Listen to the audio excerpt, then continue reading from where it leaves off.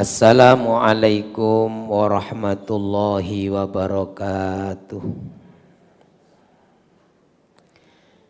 Bismillahirrahmanirrahim. Alhamdulillahi rabbil alamin.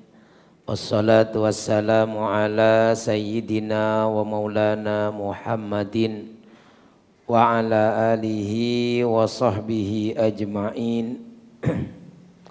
Amma ba'du. Para hadirin, para jamaah rahimakumullah. Monggo kita mulai ngaji kita dengan membaca Al-Quran suratul Fatihah untuk kedua orang tua kita dan guru-guru kita. Semoga apa yang menjadi hajat-hajat kita, doa-doa kita diijabah oleh Allah Subhanahu wa taala. Dimudahkan semua urusan kita, urusan dunia hatal akhirah, amin ya rabbal alamin. Ila hadratin Nabi Muhammadin sallallahu alaihi wasallam wa alihi wa ashabihi ajma'in wa ila walidaina wa asatidana al-muslimina wal mu'minina minhum wa lihusuli maqasidina allati tarda anna biha al-Fatihah. A'udzu billahi minasy syaithanir rajim. Bismillahirrahmanirrahim.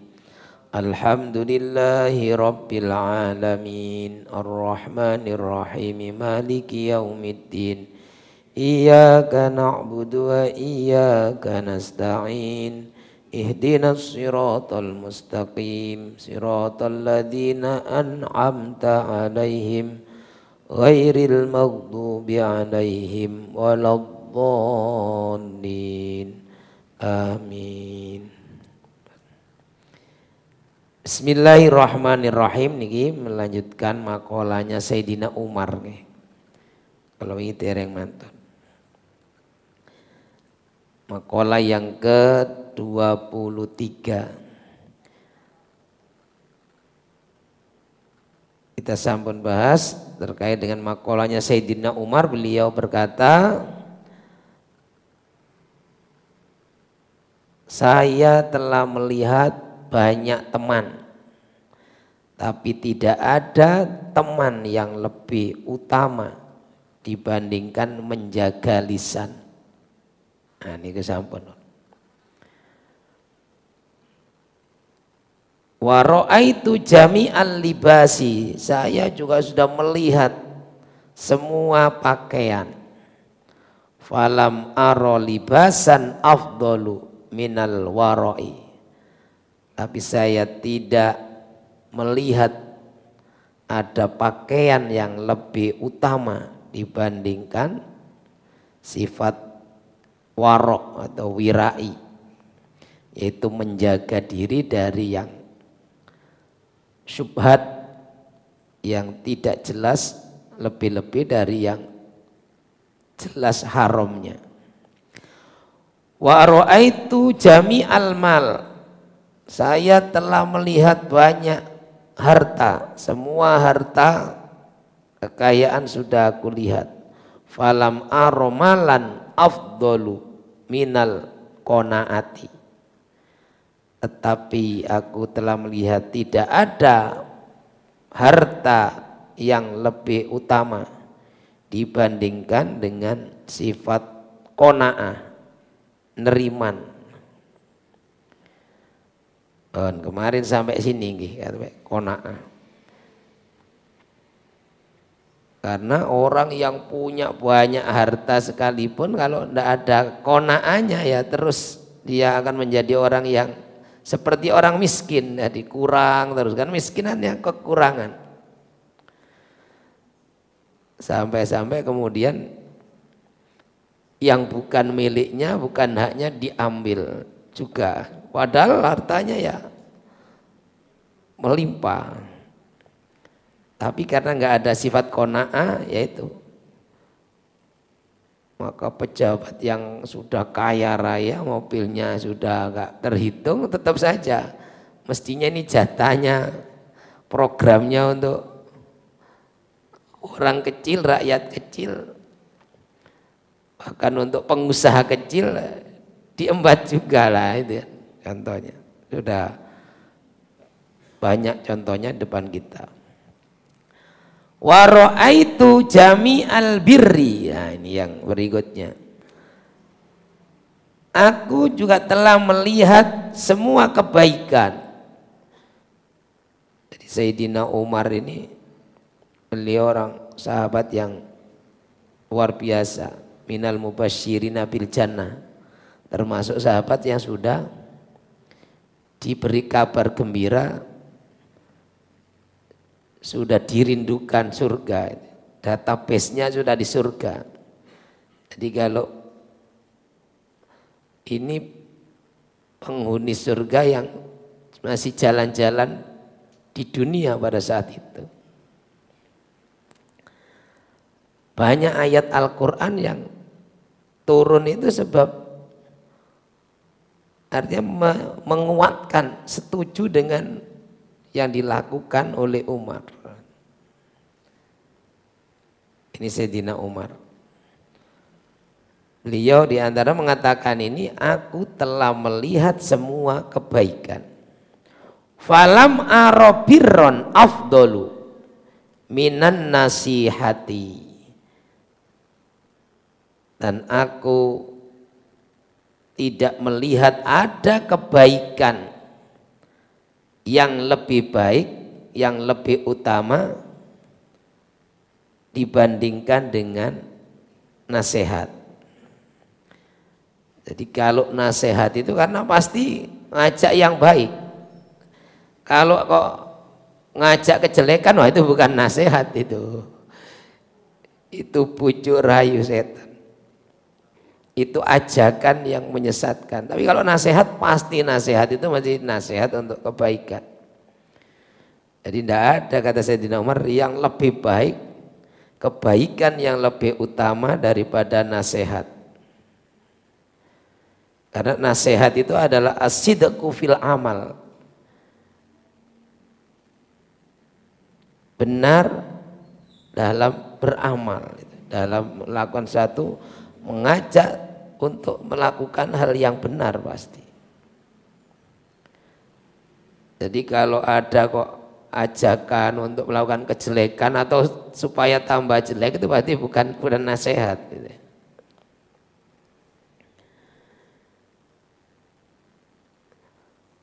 Kemudian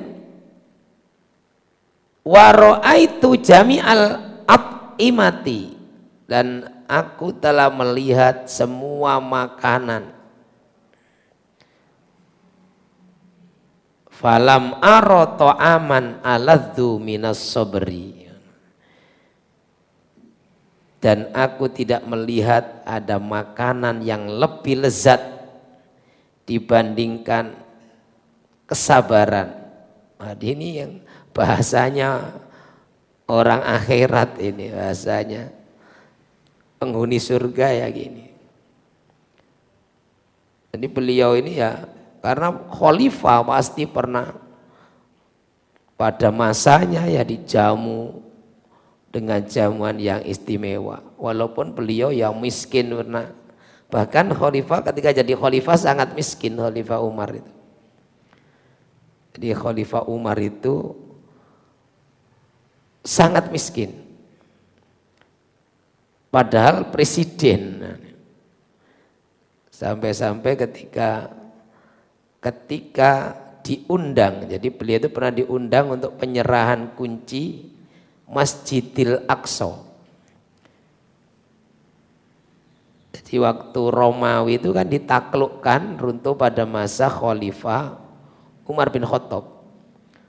Lah ini para pendeta itu tidak mau menyerahkan kunci kepada selain khalifah, pemimpin umat Islam, yaitu Umar bin Khattab.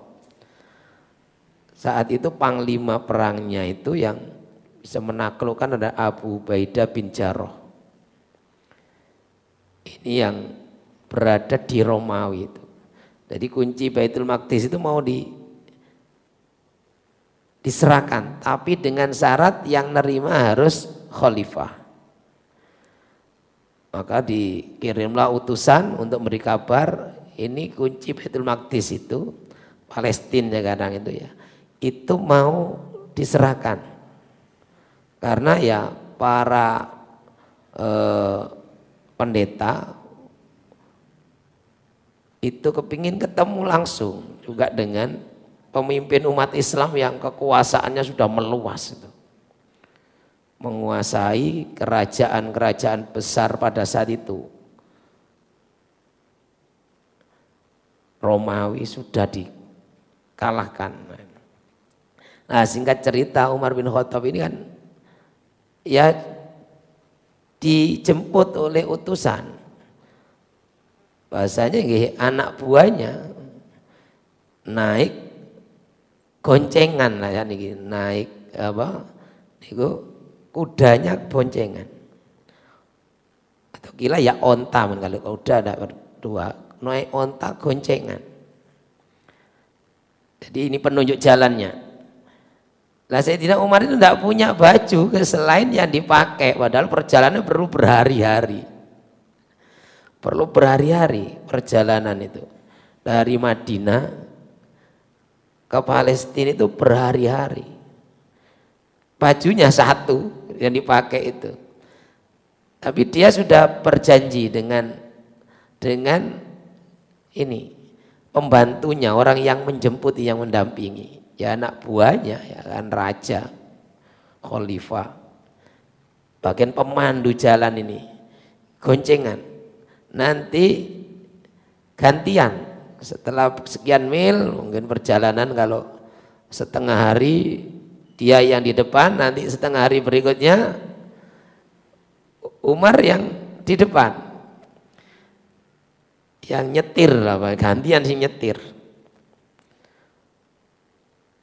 Nah, singkat cerita setelah berhari-hari di sana sudah disambut dengan karpet merah gitu loh.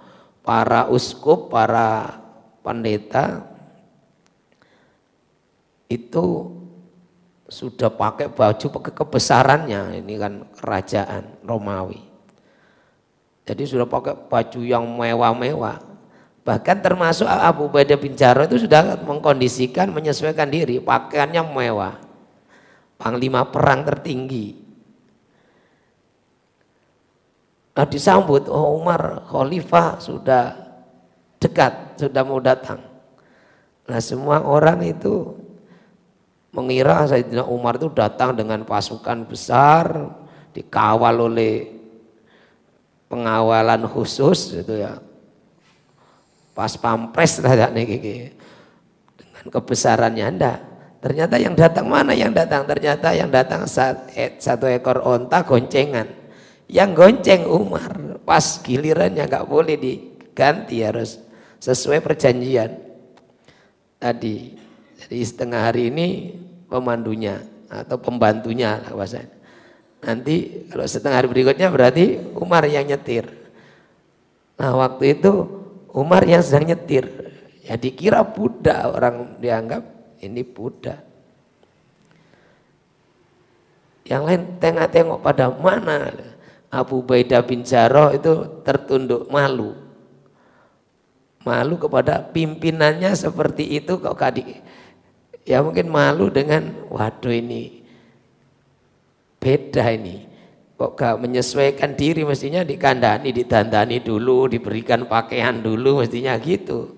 Tadi Umar tidak datang, sudah dengan pakaian ala kadarnya yang sudah berhari-hari wis lungset kabeh, wis berdebu lah.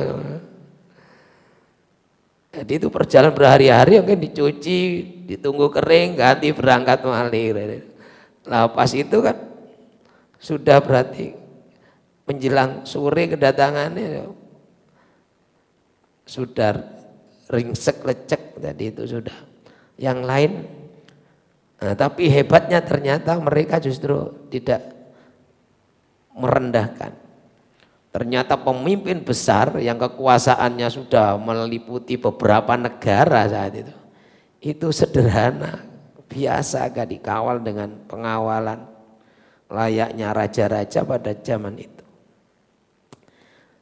Nah, Abu Ubaidah bin Jarrah itu menunduk, malu. Pertama malu melihat ini tadi gak imbang, makanya pembesar-pembesar mereka orang-orang kafir lah, itu seperti itu mewah. Sementara pemimpin umat Islam pakaiannya setengah compang-camping gitu, adanya acak-acakan. Tapi Sayyidina Umar karena orang akhirat ya sudah tidak memikirkan itu, nggak melihat itu. Dunia tidak menjadikan beliau itu untuk apa kemudian silau dan jadi minder, tidak, karena dia diundang untuk menerima itu.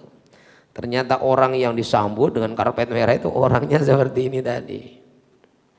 Nah, ini Sayyidina Umar bin Khattab. Akan beliau tadi mengatakan tidak ada makanan yang lebih lezat daripada sabar ya. Beliau orang yang luar biasa. Telah menghadapi suasana situasi yang berat. Bahkan ketika sukses yaitu menjadi raja, khalifah, beliau ini ya tetap dalam kesederhanaannya. Bahkan ketika dikunjungi oleh salah seorang panglima Romawi yang kepingin ketemu ini sebelumnya ini kejadian sebelumnya, kepingin ketemu di mana rumahnya khalifah. Nah itu rombongan pasukannya salah seorang panglima Romawi dengan pasukannya itu tanya kepada orang yang sedang tidur-tiduran di pinggir jalan di bawah pohon. Kemudian saya tahu, diantarkan, dituntunkan. Padahal ya itu adalah Umar yang dicari. Padahal bayangannya adalah rumahnya besar, pakaiannya mewah.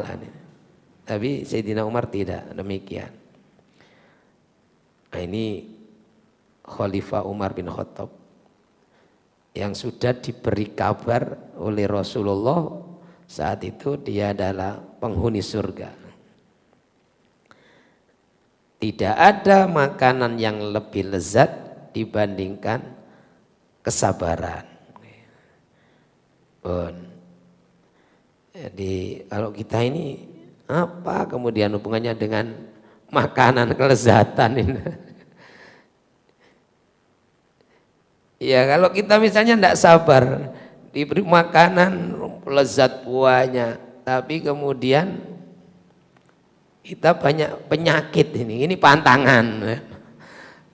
Ada makanan kan jadi ngersulo, waduh gak oleh. Ini pantangan. Jadi makanan yang lezat itu jadi penderitaan.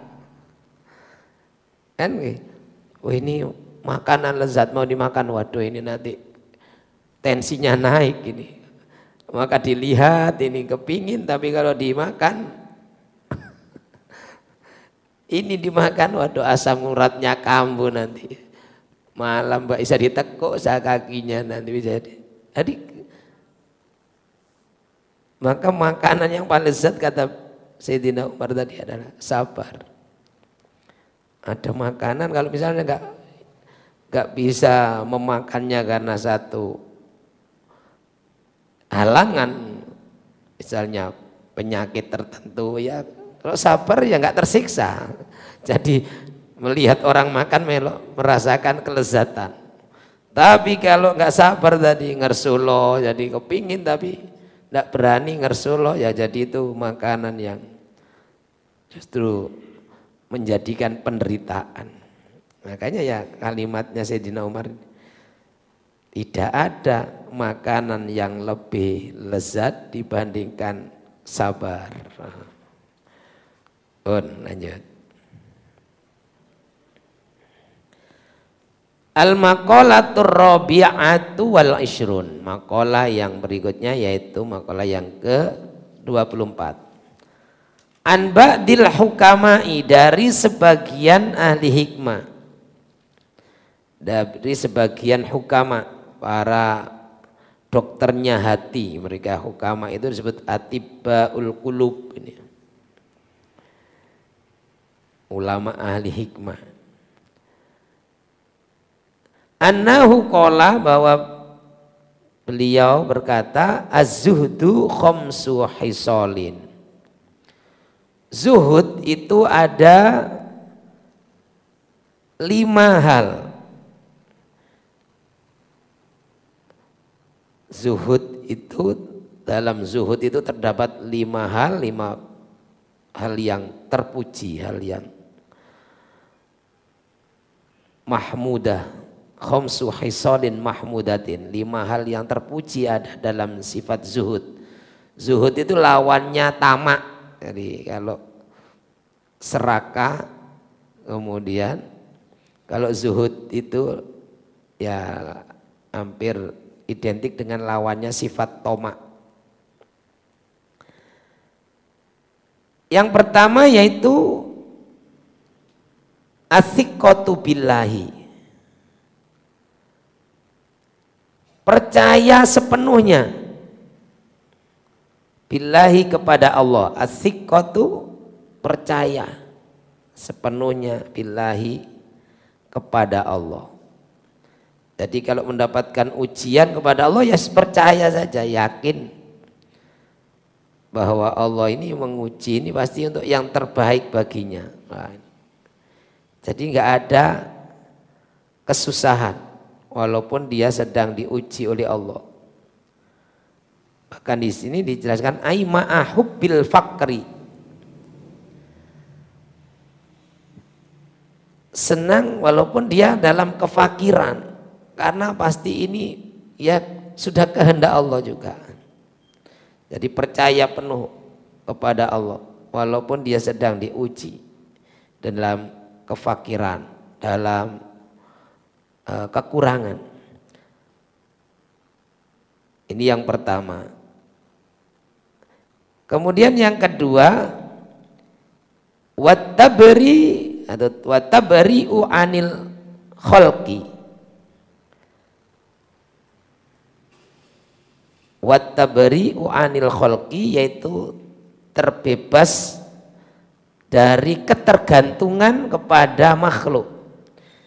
Dia tidak punya ketergantungan kepada makhluk.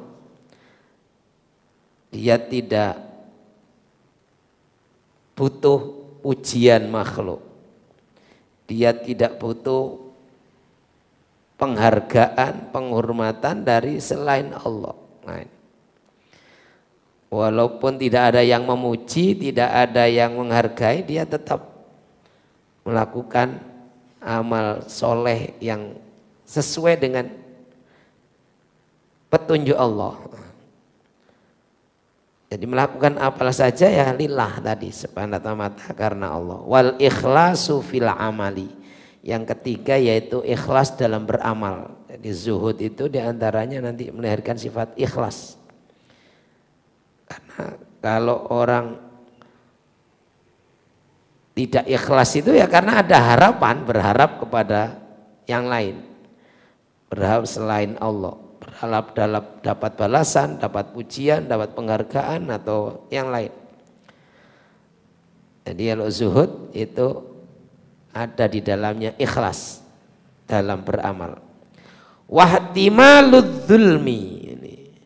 Yang berikutnya yang 5 hal yang baik yang ada dalam sifat zuhud yaitu wahtimaludz zulmi, menanggung beban kezaliman. Wahtimaludz zulmi, sanggup memikul, menanggung kezaliman. Walaupun dia mungkin dizolimi, tetap saja tidak menyesal, tidak menderita, tidak. Ini zuhud. Karena itu tadi penuh kepada Allah, pasti ini nggak akan terjadi kalau Allah nggak menghendaki kan gitu. Jadi ditimpa apa saja, misalnya didolimi orang, nggak pernah suudzon kepada Allah. Pasti ini juga karena atas perencanaan Allah juga. Wahtimaludz zulmi.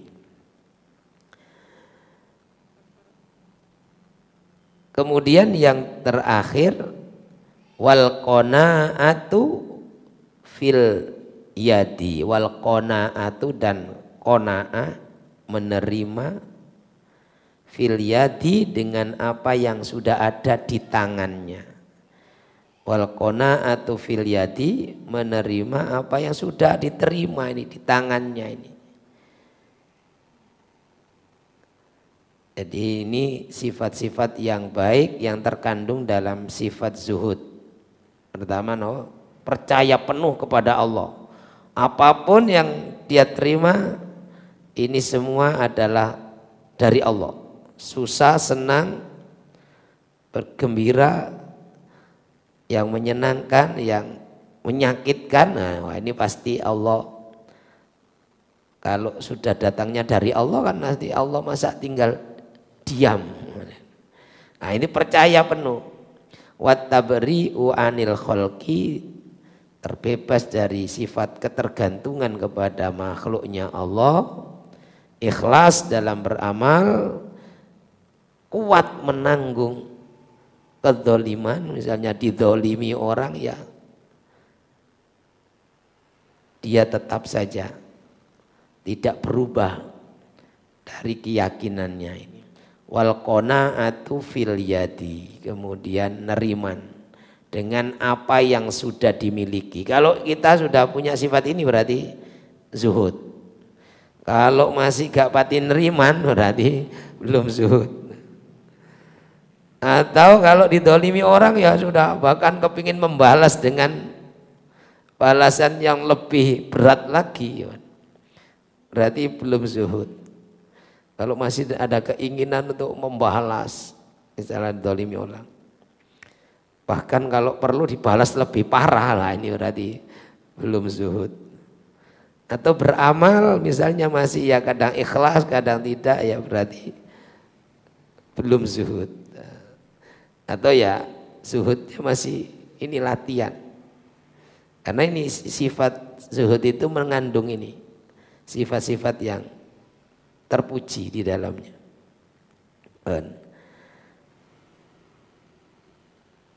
Semoga kita semua bisa melatih diri kita untuk menjadi orang yang memiliki sifat ini, sifat terpuji. Sifat terpuji di dalamnya ada sifat lagi yang terpuji semua.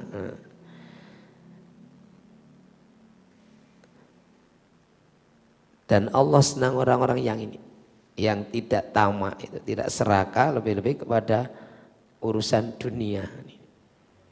Jadi dunia ini miliknya Allah. Sama kalau misalnya ada orang kok sudah diperlakukan baik oleh jenengan, diperlakukan baik, tapi kemudian kok minta ini neritik, ayo bahasanya. Waduh, ini sudah diperbaik, sudah di bahasanya dikei hati, jalur rempelong, rokor rempelong.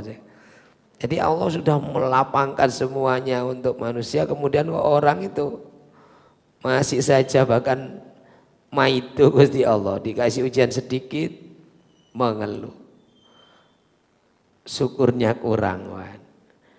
Ya ini yang semakin jauh dari Allah. Tapi orang kalau semakin menerima qanaah, kemudian ikhlas dalam beramalnya, bahkan dizolimi pun itu tidak ada keinginan untuk membalas dendam, tidak ada. Lah ini sifat zuhud, itulah yang kemudian menyebabkan orang itu dicintai oleh Allah Subhanahu wa taala. Demikian, mudah-mudahan ada guna dan manfaatnya.